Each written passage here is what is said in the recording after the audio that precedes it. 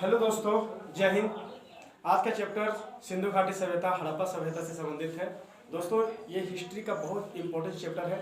मुझे उम्मीद है कि आप सभी को बहुत अच्छा लगेगा, क्योंकि मैं छोटा छोटा वीडियो करके डालूंगा और मुझे उम्मीद है कि आप लोग इसको बहुत अच्छे तरीके से पसंद करेंगे। ये देखिए, अगर आप इसको नोट्स के तरीके से भी बना सकते हैं, क्योंकि देखिए मैं जो भी चीज़ है सो अनसेंट चीज़ों को नहीं लिखा हूँ। आप एकदम A to Z जो भी चीज़ समझाया जाएगा आप परफेक्टली उसको अपने नोट्स में उतार सकते हैं। तो चलिए फटाफट बात करते हैं। सबसे पहला है कि सिंधु घाटी सभ्यता। सिंधु घाटी सभ्यता को जो इसका जो कालक्रम है रहा है 2350 से लेकर 1750 ईसा पूर्व माना गया है। और एक चीज मैं बताता हूँ कि एनसीईआरटी अपडेटिंग के थ्रू से अगर मैं बताऊं तो 2600 ईसा पूर्व से लेकर 1900 ईसा पूर्व माना गया। देखिए ये चीज अगर ये ना रहा, अगर ये रहा तो आप ज्यादातर क्लिक करना चाहिएगा इसको, ठीक है। तो इसलिए मैंने समझा कि इसको भी बता दूं। एनसीईआरटी अपडेटिंग है, ठीक है, तो इसको भूलिएगा नहीं, ठीक है। ईसा पूर्व का मतलब ये होता है कि ईसा पूर्व क्या होता है कि जो ईसा मसीह के जन्म से पहले को जो तिथि होता है, ये ईसा मसीह के जन्म के पहले वाले समय को हम ईसा पूर्व कहते हैं। और यही कारण है कि ईसा पूर्व जो होता है वो घटते हुए क्रम में आया है, ठीक है। जैसे फॉर एग्जांपल महात्मा बुद्ध का जन्म अगर 563 ईसा पूर्व में हुआ तो उसका मृत्यु कब हुआ? 483 ईसा पूर्व में हुआ। तो ये क्या है कि घटते हुए क्रम में गया ना। तो इस तरीके से हम कह सकते हैं कि ईसा पूर्व मतलब जो है सो कालक्रम उसका घटते हुए क्रम है, जबकि ईसवी जो आया है वो हमेशा बढ़ते हुए क्रम है। जैसे फॉर एग्जांपल अगर मेरा जन्म अगर 1998 में हुआ तो अभी 2021 आ गया, तो ये हमारा बढ़ते हुए, क्योंकि ईसवी हो गया। ईसवी मतलब ईसा मसीह के जन्म के बाद वाले को हम ईसवी कहते हैं, ठीक है। चलिए आगे बात करते हैं। प्रोटो हिस्टोरी क्या होता है? आदि इतिहास। इसमें अगर मैं बात करता हूं तो सबसे पहले आपकी पहली व्यवस्थित सभ्यता अगर कहा गया है तो किसको कहा गया? हड़प्पा सभ्यता को कहा गया। हड़प्पा सभ्यता को व्यवस्थित सभ्यता क्यों कहा गया या फिर इसका रीजन क्या था? देखिए वहाँ का जो सभ्यता था कहीं ना कहीं बहुत व्यवस्थित का मतलब ये हो जाता है कि विकसित सभ्यता, वहाँ के लोगों को जो डेवलपमेंट जो था और बहुत मतलब कि आगे थी, ठीक है। और ये मिस्र की सभ्यता से भी आगे था, इसलिए इसको व्यवस्थित सभ्यता कहा जाता है, ठीक है। और फिर हम बात करते हैं कि इसको इस सभ्यता को प्रोटो हिस्टोरिक में रखा गया है, जैसे कि आदि क्या बोलते हैं आदि इतिहास में क्यों रखा गया? क्योंकि इसका दो रीजन पहले हम समझते हैं। सबसे पहला है कि पुरातात्विक खुदाई किया गया और लेख अभिलेख और साहित्य ग्रंथ। लेख मतलब क्या होता है कि जो भी चित्र जो लिखा हुआ चीजें या अभिलेख हो गया या साहित्य ग्रंथ के रूप में, तो बहुत ऐसी चीजें जो मिला तो अभी तक क्या है कि वो चीजें अभी पढ़ा नहीं गया, वो कहीं ना कहीं अभी पूरा तरीके से हम उसके बारे में जानकारी नहीं ले पाए हैं, जिसके कारण से हम कह सकते हैं कि वो प्रोटो हिस्टोरिक में के अंदर इंक्लूडिंग है। अगर पूरे तरीके से जानकारी मिल जाएगा तो फिर उसे एंशिएंट हिस्ट्री के है ना माध्यम में हम पढ़ेंगे, ठीक है। और इसलिए इसको भी प्रोटो हिस्टोरिक में रखा गया। अगला जाता है लिपि। लिपि कैसा है दोस्तों? लिपि जो है सो भाव चित्रात्मक लिपि है। दोस्तों अगर मैं कहूँ कि भाव चित्रात्मक क्या होता है, जैसे कि आप बच्चों का किताब कभी देखा होगा तो नर्सरी के बच्चों का किताब होता है। फॉर एग्जांपल के लिए मैं बताऊं, A for apple, B for boy, C for cat. तो क्या कहता है कि एप्पल भी बगल में क्या किया जाता है? चित्र बना दिया जाता है। बॉय अगर रहता है तो बॉय भी क्या कर दिया जाता है? चित्र बना दिया जाता है, ताकि बच्चे जो है उसका माइंड में सेट हो जाएगा कि अच्छा ये सेफ है ना।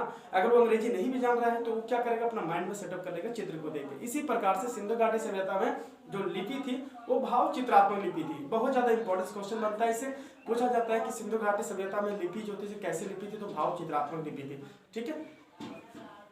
फिर आगे मैं बात करता हूं कि इसकी जो लिपि था लगभग 400 से 500 संकेत मिला है। 400 से 500 संकेत मिला है। इसमें क्या था? सबसे पहला है अधिकांश मुहरे, मृदभांग, मनके और ईंटों जो था, ये चारों चीज में क्या था कि इसका लिपि का कहीं ना कहीं साक्ष्य मिलता है, ठीक है।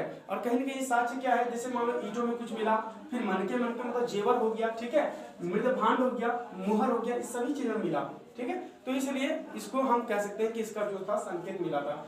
अच्छा बताइए, कुछ ऐसा जो लिपि है जो यू अक्षर का मिला, आप कहीं पढ़े होंगे या किताब में पढ़े होंगे कि इसके जितने भी लिपि है यू अक्षर का मिला होगा। और उसमें से भी बहुत ऐसे जो लिपि मछली का चित्र ज्यादातर मिला है। शायद आप लोग भी किताब में पढ़े होंगे इस चीज को लेकर कि मछली का जो चित्र है ज्यादातर मिला है और यू अक्षर। पता नहीं क्या रिश्ता रहा होगा, शायद अब तब पता चलेगा जब हम पूरी लिपि को उसको स्पष्ट रूप से समझ सकते हैं, पढ़ सकते हैं। तो अभी तो इसकी काम तो जारी है और हम लोग पढ़ते रहेंगे, समझते रहेंगे, ठीक है। आगे बात करते हैं लिखने के तरीके पर विवाद। लिखने के तरीके पर विवाद क्या है? देखो दोस्तों, सबसे पहले बात क्या है कि कुछ इतिहासकारों का मानना था कि ये जो लिपि है बाएं से दाएं लिखा गया, कुछ इतिहासकारों का मानना है कि ये लिपि जो है दाएं से बाएं लिखा गया। दोनों में थोड़ा सा डिफरेंस है। तो जब दोनों की बात चलता है तो हम दोनों की बात को लेकर मानते हैं ना, तो दोनों की बात को ले लिया गया कि चलो भाई दाएं से बाएं और बाएं से दाएं दोनों की अगर लिपि अगर दोनों आ जाए एक साथ तो उसको क्या कहा जाता है? तो वैसे लिपि को हम क्या कहते हैं? ब्रूस्टोफेरल शैली कहते हैं। क्या कहते हैं? ब्रूस्टोफेरल। ये बहुत ज्यादा इंपॉर्टेंट क्वेश्चन है क्योंकि इसको पूछा जाता है कि देखो, आप अगर कभी कोई लूसेंट किताबें कहीं और पढ़िएगा तो लिखा रहता है कि आप ये जो है सो हमेशा दाएं से बाएं की ओर लिखा रहता है, पता नहीं। बट हम यहाँ तक जो मैं बता रहा हूँ पूरा डिटेल जानकारी के साथ बता रहा हूँ कि बाएं से दाएं और दाएं से बाएं दोनों को मान्यता दिया गया और ऐसी लिपियों को हम हमेशा कहते हैं ब्रूस्टोफेरल शैली। दोस्तों ये तो हमारा हो गया। आप इसको चाहेंगे तो नोट्स के रूप में आप इसको उतार सकते हैं और मैं ये पार्ट 1 हो गया, नेक्स्ट वीडियो में पार्ट 2 में मिलेंगे। लेकिन मैं एक चीज़ और बताना चाहता हूँ कि क्या आपने कभी सोचा कि सिंधु घाटी सभ्यता जो था इनकी जो पतन कैसे हुआ, ये कितने इतने विकसित होने के बाद? तो अगर मैं एग्जांपल बताऊं कि आज जो हमारा भारत हो गया, भारत को जिस नज़रिए से हम देखते हैं आने वाला 2050 वास्तविकता है कि वो डेवलप करेगा ही करेगा। लेकिन अगर कह दिया जाए कि अगर 2050 या 200 साल या 300 साल आने के बाद अगर हमारा भारत पूरा तरह से अगर विलुप्त हो जाए तो कैसा लगेगा सुन के? ऐसा ही शायद सिंधु घाटी सभ्यता उस समय आज से 25 ईसा मसीह के जन्म से पहले 2500 साल पहले, मतलब अभी 4500 साल लगभग हम कह सकते हैं, 4500 साल पहले ये सभ्यता बहुत डेवलप था, हमारी सभ्यता सभी विकसित था। लेकिन पता नहीं क्यों अचानक नग्न हो गया, शून्य हो गया और ये फिर ओरिजिन पॉइंट से स्टार्टिंग हुआ, इसकी सभ्यता फिर से स्टार्टिंग हो गया, ये सभ्यता विलुप्त हो गया। दोस्तों सबसे पहला चीज़ ये है कि अगर मैं बात बताता हूँ कि इसकी जो नालियाँ जो थी वो बहुत पक्की ईंटों के बना हुआ था, अंडरग्राउंड किया हुआ था। जितने भी कचरे निकालने की जो तरीका था एक बहुत अच्छे तरीके से थे। इसकी जो सड़कें हमेशा ग्रिड पैटर्न पर आधारित था और ग्रिड पैटर्न पर आधारित के साथ साथ इसका समकोण बना हुआ था, मतलब स्ट्रेट लाइन पर इसके सड़कें थी। तो आप समझ सकते हैं कि उस समय जो था सिंधु घाटी सभ्यता कितना डेवलप था। और मिस्र के सभ्यता वाले जो लोग थे या जो वहाँ के रहने वाले बोलते थे कि मिस्र जो था सो मिस्र का कॉपी कैट किया है सिंधु घाटी सभ्यता, हड़प्पा सभ्यता। बट ऐसा कुछ नहीं है, कुछ चीज़ें जो है ठीक है, कुछ चीज़ें मिलता है जरूर, बट कुछ चीज़ें ऐसा है जो उससे काफ़ी डेवलप रहा है। तो कैसे कर सकते हैं कि मिस्र की सभ्यता जो है सिंधु घाटी सभ्यता उसका कॉपी करके? ऐसा कुछ नहीं है। बिजनेस व्यापार में कहीं ना कहीं वो चीज़ें हुआ होगा, लेकिन बट हमारा सभ्यता मिस्र की सभ्यता से भी आगे रहा है और इसके बारे में हम नेक्स्ट वीडियो में मिलते हैं पार्ट 2 में। तब तक के लिए धन्यवाद, जय हिंद।